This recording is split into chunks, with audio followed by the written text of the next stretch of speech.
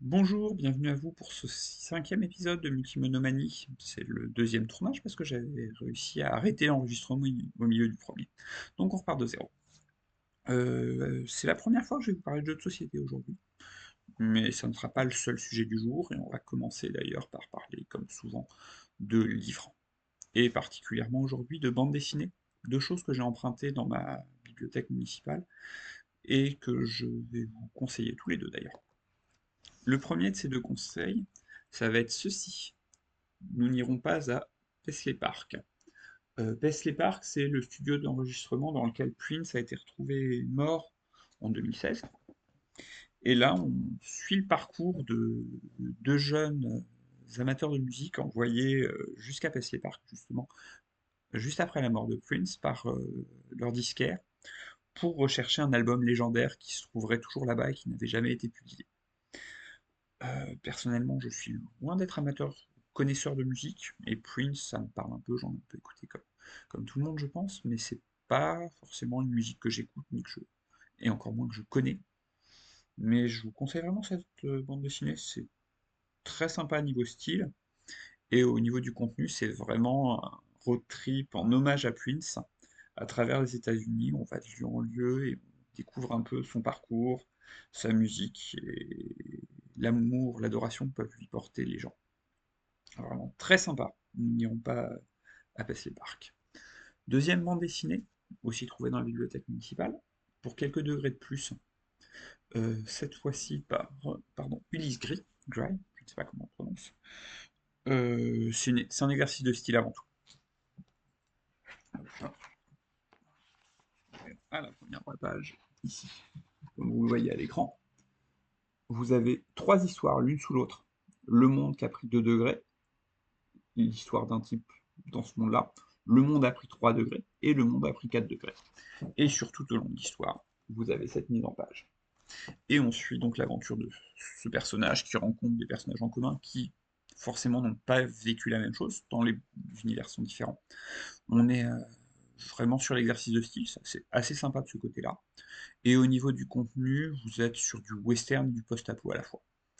C'est assez sympathique, sans vraiment être renversant, mais c'est une bonne lecture que je peux vous conseiller, avec forcément un très important sous-texte écolo. On sent tout de suite vu le sujet. Une bonne lecture sympa. Voilà pour tout ce qui est bande dessinée. Et là, on est en début janvier. Début janvier, c'est souvent une période où je récupère énormément de nouveaux livres, et en particulier des beaux livres. Et il y a notamment celui-ci que j'avais depuis quelque temps repéré, Anne et Patrick Poirier. C'est une rétrospective de leur carrière. Donc nous voilà après une petite pause. Donc je vais aller vous parler de Anne et Patrick Poirier, donc ce livre-là, que j'ai connu moi quand je me suis intéressé au land art. Le land art, c'est un mouvement artistique contemporain qui va faire ses œuvres d'art directement in situ dans la nature. Et Anne et Patrick Poirier ont fait du land art, mais ils n'ont pas fait que ça.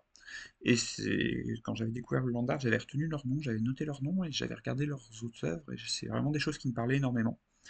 Et donc j'avais repéré ce livre-là, qui est un peu une somme de leur travail, qui est un livre dirigé par Laure Martin. Et je vais vous montrer un peu quelques pages pour que vous compreniez un peu pourquoi je trouve ça si extraordinaire.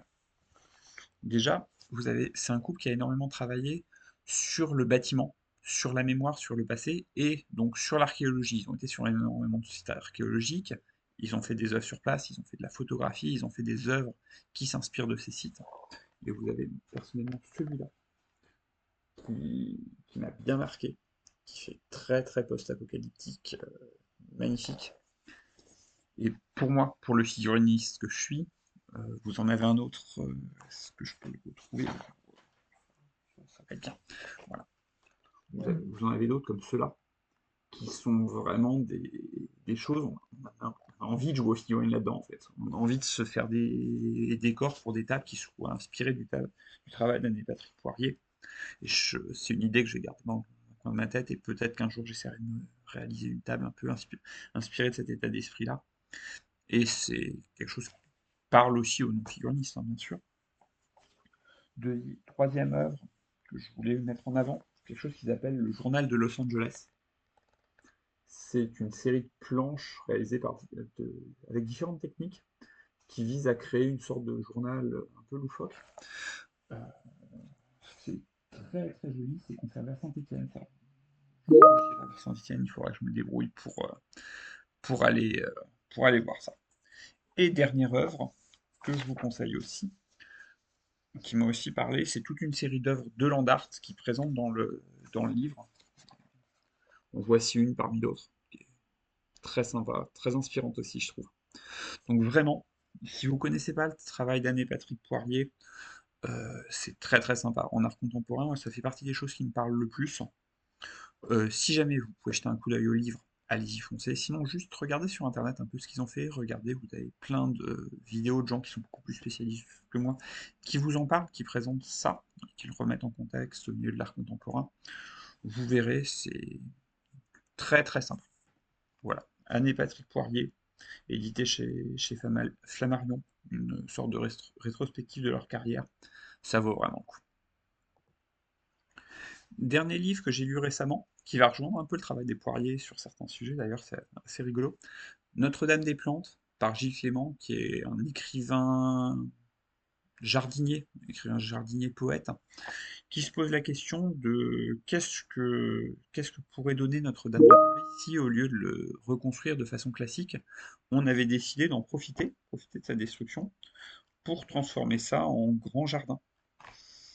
Et forcément, avec un tel sujet, vous avez un fort message écologiste derrière. Vous avez aussi une grosse partie très poétique et par certains points philosophiques sur le rapport à la nature, sur le rapport à la religion, sur les liens qu'il peut y avoir entre les deux naturellement. C'est un chouette travail d'édition. Le livre en lui-même est très joli, les dessins sont très sympas. Après, c'est quand même assez simple. C'est pas quelque chose qui m'aura passionné, mais ça aurait été très agréable à lire. Donc je peux vous conseiller d'y jeter un coup d'œil si vous croisez ça. Mais vraiment, j'insiste encore, le livre sur Anne-Patrick Poirier, c'est du très très bon. Voilà ce qu'il y a niveau bouquin. On va maintenant pouvoir parler un peu jeux de société, ça va changer, je pense. Ça doit être la première fois depuis la création de la chaîne que je vais parler de jeux de société, et pas de jeux de rôle ou de jeux de figurines, ce qui a déjà été abordé. Premier jeu que je vais vous conseiller, ceci, Combo Clash. C'est un jeu à partir de 10 ans théoriquement. Moi j'y joue avec mes fils de 7 et 9, ça passe très bien. Le 7, mon enfant de 7 ans, est très calculatoire, donc c'est le genre de jeu qui passe très bien avec lui, il pige très vite ce genre de choses, donc c'est adapté. Le but c'est d'essayer à son tour de jouer toutes les tuiles de sa main pour réussir à en aligner 3 entre eux qui sont identiques, soit avec ceux que les autres ont déjà posés, soit avec ceux qu'on a nous en main. Et plus on aligne de personnages, plus on marque de points. Et chaque personnage est d'une espèce, chaque espèce a un pouvoir unique quand on joue la tuile. C'est assez simple au niveau des règles, c'est très dynamique, ça bouge bien. Vraiment, Combo Clash, très bon conseil pour enfants je dirais à partir de 8-9 ans perso. Ça passe, et puis après c'est une question de est-ce qu'ils sont habitués à jouer ou pas. Très sympa. J'ai trouvé ça en passant des stockages, donc à bas coût, je suis tombé sur ça, j'ai vu que les critiques étaient bonnes sur internet. J'ai foncé, je suis pas du tout déçu. De la même façon, j'ai récupéré ça au même endroit, It's a Wonderful Kingdom. C'est une adaptation d'un autre jeu qui s'appelle It's a Wonderful World, auquel je n'avais pas joué. C'est un jeu classique où on achète des cartes pour produire plus de ressources, pour acheter plus de cartes, tout en confrontant une adversité. Et le but, c'est d'arriver à se faire un certain nombre de points tout seul contre le jeu, ou en un contre un. J'ai testé en solo. C'était un peu mon but, arriver à avoir un jeu qui dure une demi-heure, trois quarts d'heure, une heure maximum, pour jouer tout seul. Et ça fait bien le taf. J'étais un peu en manque de jeux solo à la maison, à part Horror Arkham qui prend un peu trop de temps. Pour avoir passé énormément d'heures sur ce jeu, l'adorer. J'ai plus forcément le temps d'y jouer. Donc maintenant c'est ça, et je suis très content de mon achat. À, à prix plein, j'aurais peut-être pas acheté, mais comme ça, en réduction, ça vaut le coup. Dernier jeu qui nous a été offert pour Noël, In Extremis. C'est un jeu de cartes collaboratif entre 2 et 4 joueurs. Vous allez avoir votre téléphone sur le milieu de la table qui va servir à la fois de compte à rebours et aussi d'indication de à qui ça va être le tour de jouer et des objectifs qui vont être développés en il me faut une valeur de X en vert, X en jaune, X en rouge, X en bleu par exemple. Et il va falloir arriver à poser des cartes à tour de rôle. Chaque carte, une spécificité, c'est que chaque carte est recto verso et va avoir des valeurs et des couleurs différentes d'un côté de l'autre. Par exemple, là, on a une carte qui va être une 3 rose ou une 3 jaune. On voit pas très bien, ça passe. Et vous allez devoir les poser les uns après les autres. En jouant contre le chrono, donc il faut se dépêcher. À la fin du chrono, si jamais vous n'avez pas rempli toutes les missions du milieu, vous avez perdu. Mais si vous avez dépassé certaines valeurs, par exemple vous êtes à 7 en bleu alors qu'il vous fallait 6, vous avez dépassé, vous allez vous prendre un malus pour la deuxième ronde. Si jamais pour chaque carte noire que vous allez utiliser, vous allez prendre un malus supplémentaire pour la deuxième ronde. Et ça se passe comme ça en 3 rondes. Les rondes étant de plus en plus difficiles, et vous allez avoir de plus en plus de malus qui s'ajoutent. Lors de notre seul essai jusque-là, on a réussi à remplir les 2 premières missions, mais on s'est laissé déborder sur la troisième.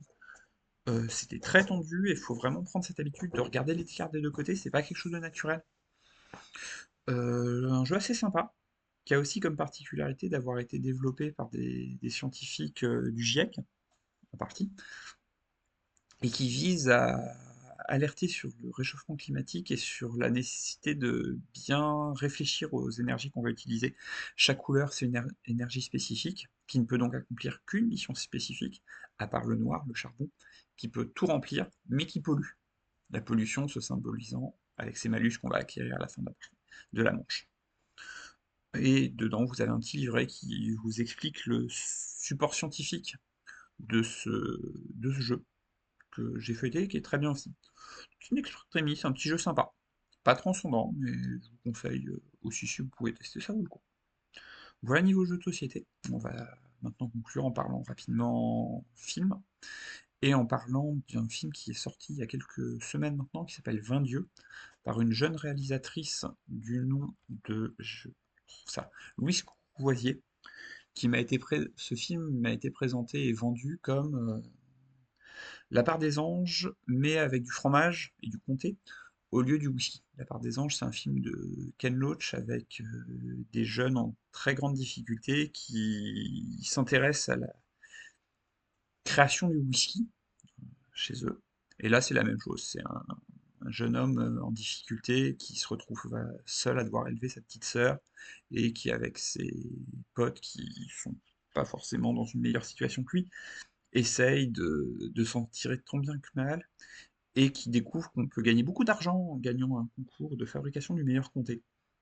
Donc il se lance corps et âme là-dedans et c'est très bien. C'est vraiment du Ken Loach. J'adore Ken Loach, à la fois dans le fond, dans la forme, dans le sujet. C'est du pur Ken Loach, c'est aussi bien filmé.